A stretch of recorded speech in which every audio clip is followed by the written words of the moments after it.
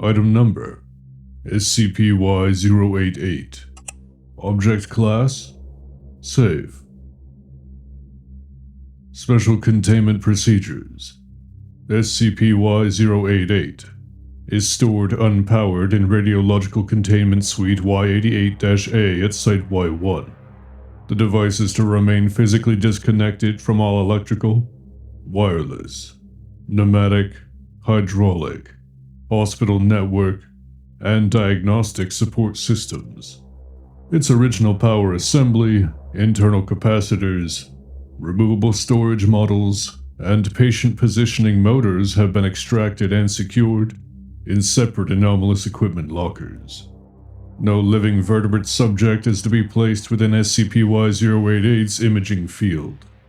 Testing authorization is presently suspended except by direct order of the Site Director, the Medical Anomalies Chair, and Site Y1 Ethics.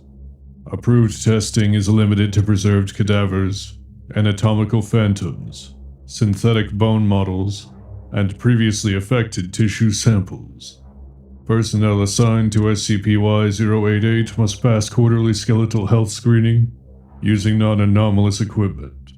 Individuals with recent fractures, bone bruises, dental trauma, joint degeneration, surgical bone alteration, chronic inflammatory bone conditions, or unexplained musculoskeletal pain are prohibited from entering Suite Y-88-A. Any subject exposed to SCP-Y-088 and subsequently displaying secondary skeletal presence is to be designated SCP-Y-088-1 and transferred to Medical Isolation Ward Y-88-B. Affected subjects are not to be restrained by conventional limb bindings after Stage 2, as mechanical restraint has produced severe dislocations without preventing motor seizure. Full-body suspension cradles, pressure distribution bedding, sedation, and neuroacoustic monitoring are approved. Communication access must be maintained for all SCP-Y-088-1 instances, regardless of apparent behavioral compliance. Current evidences confirm that subject consciousness persists through all known stages of SCP-Y-088 progression, including complete loss of voluntary motor control. Personnel are not to assume consent, cooperation, resignation, or cognitive absence based on speech, facial expression, posture, handwriting, or other body-mediated output after Stage 3. In Stage 4 cases, all outward communication from the body is to be treated as communication from Y-88-2, unless verified through non-motor cognition monitoring.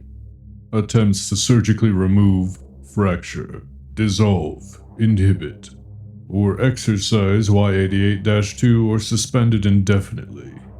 Prior intervention attempts accelerated motor takeover and resulted in extended conscious distress. All civilian records concerning SCP-Y-088's recovery site have been altered under cover of hospital equipment fraud, mold exposure, and unlawful experimental device procurement. Surviving hospital staff, patients, and witnesses have received Class C amnestics where feasible. SCP-Y-088 remains classified safe due to its inertness when unpowered and contained. This classification is not to be interpreted as an indication of low human hazard. Description: SCP-Y-088 is a large multifunction medical imaging apparatus recovered from Sub-Basement Radiology Room 3 of St. Anselm Memorial Hospital, Pennsylvania. Externally, SCP-Y-088 resembles a combination X-ray fluoroscopy arm, CT gantry, MRI bore, and ultrasound console assembled into one integrated diagnostic platform. The device measures 3.4 meters in length, 2.8 meters in width, and 2.6 meters in height, excluding its associated patient table and control terminal. No manufacturer, procurement trail, or regulatory approval record exists for SCP-Y-088. Internal examination found commercially available diagnostic hardware, interspersed with handmade assemblies, obsolete hospital salvage, silver-threaded cabling, ceramic insulators, animal bone spacers, and several sealed mechanical relays packed with human tooth fragments. Despite this construction, SCP-Y-088 demonstrated clinical imaging precision prior to containment. Recovered documentation indicates that SCP-Y-088 was constructed by an informal group of hospital physicians, biomedical engineers, and one hospital chaplain operating under the name Corrective Osteography Working Group. Their stated purpose was to create a device capable of automatically identifying and resolving bone health anomalies before they became clinically significant. Surviving notes repeatedly use the phrase, "spare frame," "patient beneath patient," and "facsimile correction." St. Anselm Memorial Hospital had a 9-year history of severe spiritual and poltergeist phenomena prior to recovery. Reported incidents included surgical instruments moving without contact, X-ray rooms producing shadows inconsistent with patient posture, morgue drawers opening during orthopedic procedures, and disembodied knocking heard from inside radiology monitors. It is presently unknown whether SCP-Y-088 produced these phenomena, exploited them, or was created as a response to them. SCP-Y-088's anomalous effect manifests when it performs diagnostic imaging on a human subject with any detectable skeletal deviation. Triggering conditions include, but are not limited to, bone bruising, hairline fractures, healed fracture deformities, mild scoliosis, dental root trauma, early osteoporosis, joint erosion, surgical bone alteration, inflammatory stress around bone, microfractures below ordinary clinical concern. When triggered, SCP-Y-088 produces images showing the subject's normal skeleton and an additional skeletal structure occupying, surrounding, or standing immediately behind it. This additional structure is designated SCP-Y-088-2, henceforth referred to as Y-88-2. Y-88-2 is initially visible only in imaging produced by SCP-Y-088 or subsequent medical scans of the affected subject. It cannot be detected through direct visual inspection, palpation, standard exploratory surgery, or early-stage autopsy. Despite this, Y-88-2 exerts increasing influence over the subject's skeletal and motor systems as progression continues. In initial scans, Y-88-2 appears small, fetal, compressed, or deliberately folded. Its position varies by subject. Common presentations include curled around the heart and lungs, crouched behind the sternum, folded beneath the rib cage, seated within the pelvis, wrapped around the spine, standing several centimeters behind the subject's real skeleton, while still appearing anatomically inside the body. Y-88-2 is human in overall skeletal morphology, but it does not match the subject. Age indicators, sex characteristics, height proportions, dental structure, and healed injury patterns often differ. In 74% of cases, Y-88-2 appears younger than the subject's actual skeleton. In 18%, it appears older. In the remaining cases, it displays inconsistent or contradictory developmental markers. Y-88-2 exhibits awareness during imaging. It turns toward active scanners, alters posture between exposures, and reacts to medical staff observing the image. Several instances have raised one hand toward the camera. Others have placed a finger against their mandible in a gesture consistent with silence. Foundation analysis currently indicates that SCP-Y-088 does not merely reveal an existing structure. The device appears to designate the subject's body as eligible for a skeletal occupation. Y-88-2 then progressively assumes control over the subject's bones and associated motor pathways. The subject's consciousness is not replaced. This is the primary hazard of SCP-Y-088.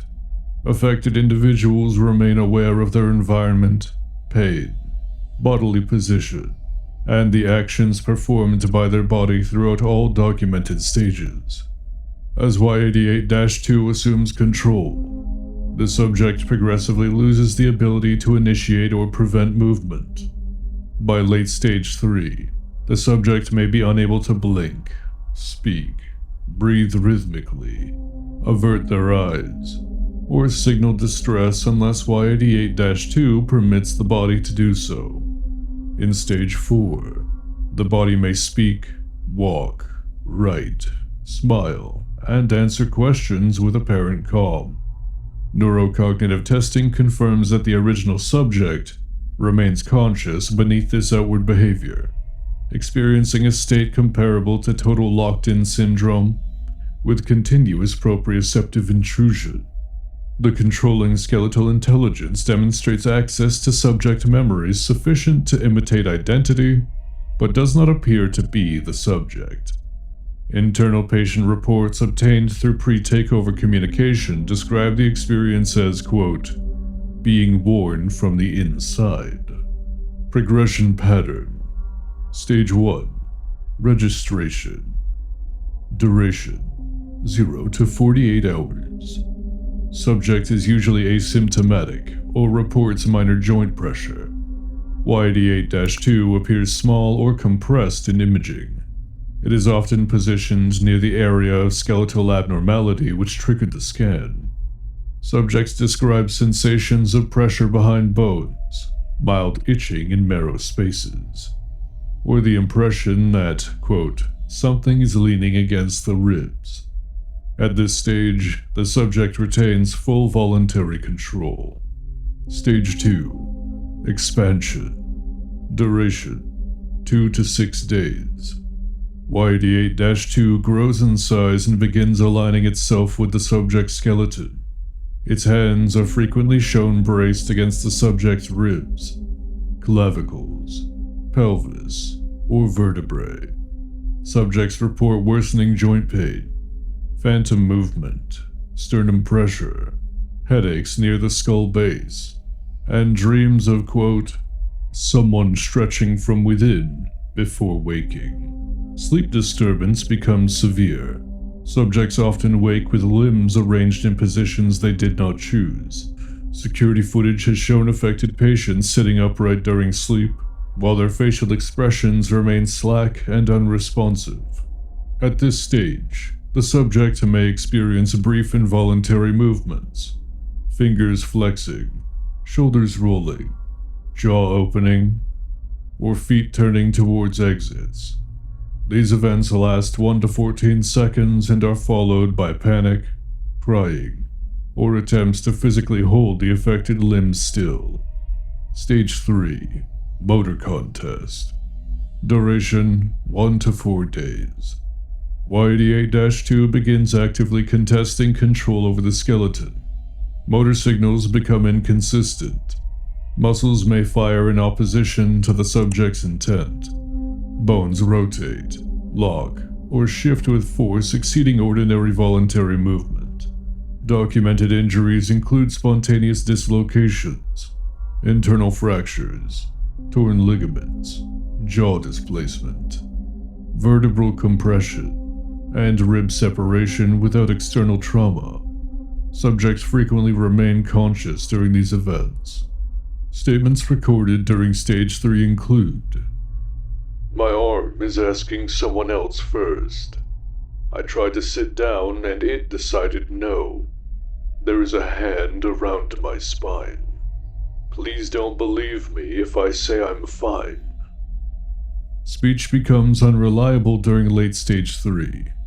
Y-88-2 may permit limited verbal output, interrupt sentences through jaw seizure, or force the subject to speak calmly while physiological stress markers remain extreme.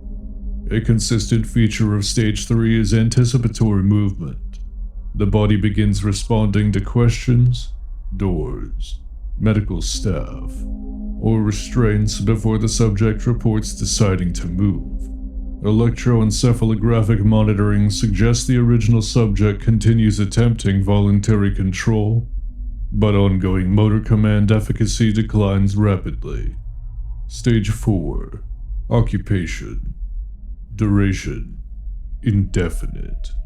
Final stage imaging shows Y-88-2 fully aligned with the body's skeletal position. The subject's original skeleton may appear absent, faded, transparent, displaced behind Y-88-2, or incorporated as a thin shadow around it. Radiological interpretation varies, but the functional result is consistent. The subject's body is no longer governed by the subject's will. The body remains alive and externally recognizable. It may stand, walk, eat, breathe, speak, and perform complex tasks. It displays no loss of balance despite severe prior skeletal injury. In several cases, Stage 4 bodies moved with improved posture and coordination relative to baseline. The original subject remains conscious. Evidence includes preserved cortical response to personal stimuli, distress pattern brain activity during forced movement, non-motor response consistency through experimental brain-computer interfaces, and one successful BARD-assisted extraction of internal speech. Stage 4 subjects experience full sensory awareness, but cannot control facial expression, speech, limb movement, or respiration rate. Y-88-2 through the body typically denies distress and identifies itself using the subject's name. When challenged with non-motor cognition evidence, it becomes silent, smiles, or states that the subject is resting. Stage 4 instances have not attempted escape unless informed that termination, deep sedation, or non-motor communication testing is being considered. Discovery. SCP-Y-088 came to Foundation attention after civilian radiologist Dr. submitted an anomalous report to a paranormal investigation forum, claiming that a routine chest X-ray had shown, quote, a second skeleton waving from inside a patient. The post included a low-resolution image and was deleted after 11 minutes, but Foundation web crawlers preserved the metadata. Embedded radiological tags identified St. Anselm Memorial Hospital and the device label Facsimile Unit, Ortho-Solution Combination Platform. Foundation agents arrived under cover of a federal medical equipment audit. By that time, 4 patients had produced anomalous scans within the previous month. 1 had died during unexplained skeletal trauma. 1 had been discharged after a sudden recovery, and was later found standing silently in his kitchen for an estimated 49 hours. 1 was missing from the morgue.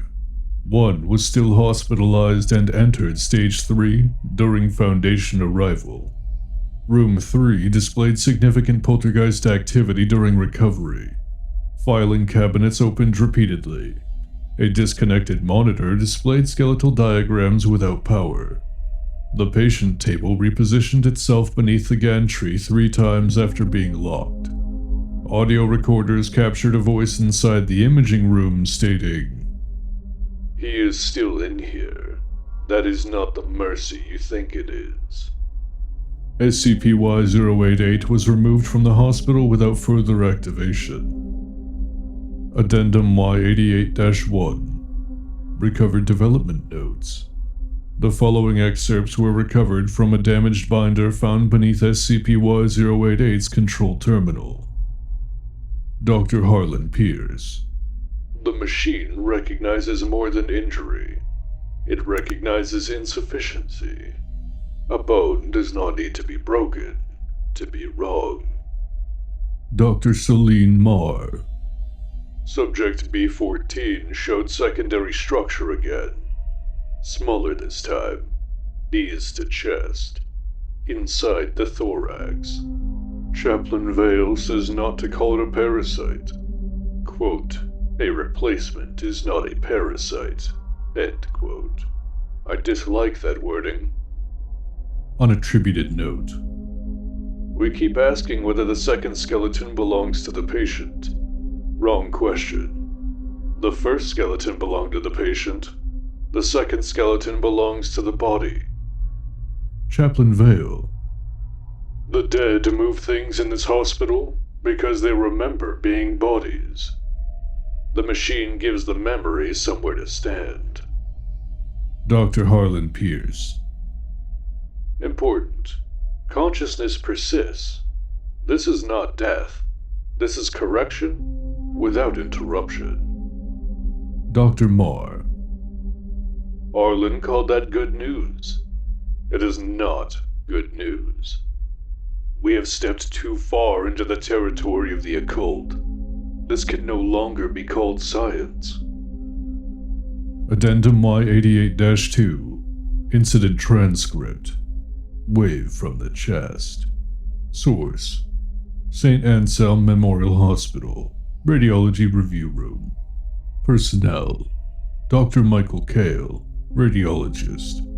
Technician Kurt Alvarez. Patient: later designated SCP-Y-088-14. Context: routine chest imaging following low-speed vehicle collision. Patient complained of mild sternum pain. No serious injury suspected. Begin transcript. Pull up lateral view again. Already did. Sternum looks clean. Maybe bruised cartilage. Not the sternum. Behind it. Behind it? There's a hand. Come on, that's probably just scatter. Scatter doesn't have carpals. Jesus. Don't say that. Zoom in. That is another ribcage. It's too small. Is it a fetus? In a 42-year-old male? Did it move? Go back one frame. But this is a still. Go back one frame anyway. Its arm is down in that one. Go forward. Arm up. Forward again? No. Stop there. Is it waving? Check the room camera. Patient didn't move. Hands flat. Look. He didn't move. Does he know? Know what? That there's someone inside him.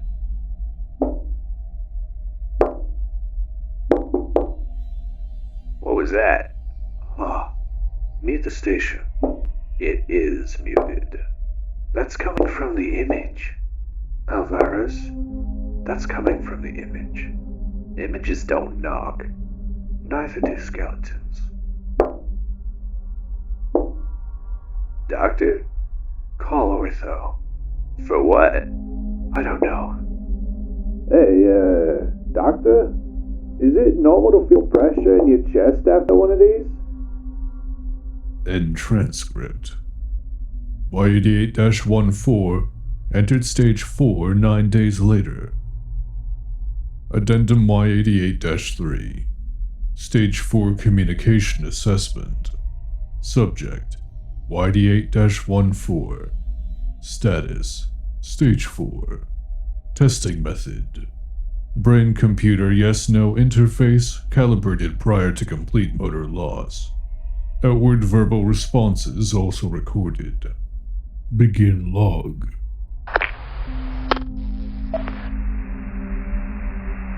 Can you hear me?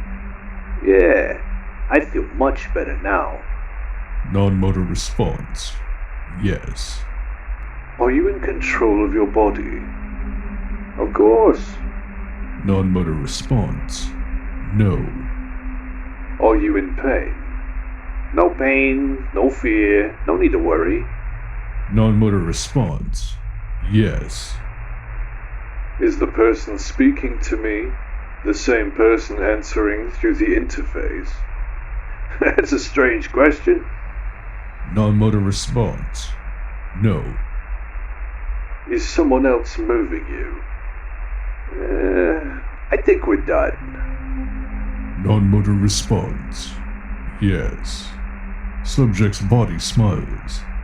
Interface output becomes erratic due to elevated cortical distress activity.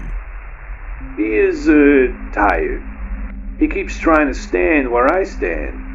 That is why it hurts. Who are you? The part that waited.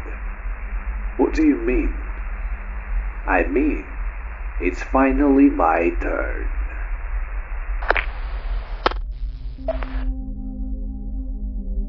Following this assessment, Y-88-14 attempted to leave Ward Y-88-B, while repeatedly stating that the test had been stressful for the patient.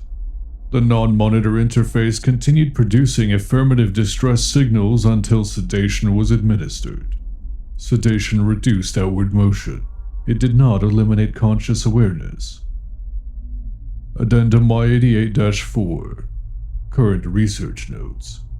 SCP-Y-088 is presently believed to produce or reveal an alternate skeletal agency that interprets skeletal damage as vacancy, weakness, or invitation. Y-88-2 does not kill the subject in the ordinary sense. It preserves the body, accesses memory, and assumes motor authority while leaving the original consciousness intact and unable to intervene. This distinguishes SCP-Y-088 from possession, parasitism, replacement, and conventional body theft anomalies. The affected subject is neither absent nor transformed into Y-88-2. They remain present as a witness inside their own continuing body. The most severe consequence of SCP-Y-088 exposure is therefore not bodily death. It is survival after eviction. Addendum Y-88-5. PRY-1 correlation. After SCP-Y-088's recovery, Site-Y-1 analysts compared its internal schematics against salvaged medical equipment recovered from Site-Y-2 and several ruined PRY-1 healthcare facilities. Although no identical device has been recovered, several symbols, wiring arrangements, and procedural phrases match fragments from a destroyed PRY-1 orthopedic ward, informally labeled the Bone Annex. Recovered PRY-1 notes describe an emergency medical process called Facsimile skeletal continuation, intended to preserve patients whose skeletal systems had been compromised beyond repair. The technique appears to have separated motor authority from conscious identity, allowing a secondary skeletal control structure to operate the body while the original patient remained cognitively intact. The most legible recovered line reads, "The patient need not be absent for the body to continue." This is currently considered the strongest explanation for SCP-Y-088's function. SCP-Y-088 does not create a new skeleton in the conventional sense. It appears to grant a PRY-1-derived skeletal imprint permission to occupy a living body, once that body's original skeleton is judged insufficient.